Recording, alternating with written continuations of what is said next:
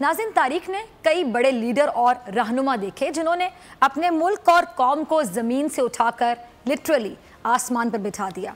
ऐसे लीडर जिन्होंने अपनी कौम में आगे बढ़ने की लगन पैदा की, इंटरेस्ट पैदा किया।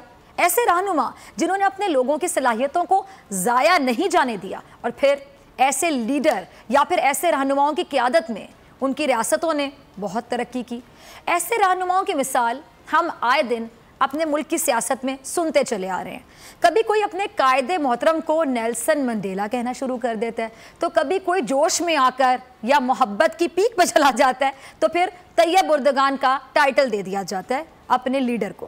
कभी किसी और इनकलाबी रहनुमा को अपने कायद से मिलाने पर तुल जाते हैं। वजह कभी सोची आप लोगों ने? इसकी वजह क्या है, मैं बताती हूँ। वजह इसकी ये है कि हमारे मुल्क में कायदे आज़म के बाद ऐसा कोई लीडर पैदा ही नहीं हो सका। लिटरली मैं बिल्कुल होशोवास में कह रही हूं कि कायदे आज़म के बाद ऐसा कोई लीडर पैदा ही नहीं हो सका जिसकी मिसाल दुनिया दे। दुनिया तो छोड़े, मैं उन तमाम सियासी जमातों के कारकुनान से एक सवाल करना चाहूंगी। क्या पीपल्स पार्टी से ताल्लुक रखने वाला, अब जरा नाजरीन इंटरेस्ट लेके सुनिएगा, बड़ी इंटरेस्टिंग बात, क्या पीपल्स पार्टी से ताल्लुक रखने वाला कोई भी जियाला हर नमाज में क्या ये दुआ करेगा कि अल्लाह उसकी औलाद को आसिफ अली जरदारी जैसा बनाए? दिल पे हाथ रखिए और बताए मेरे सवाल का क्या जवाब है, आप बताइए।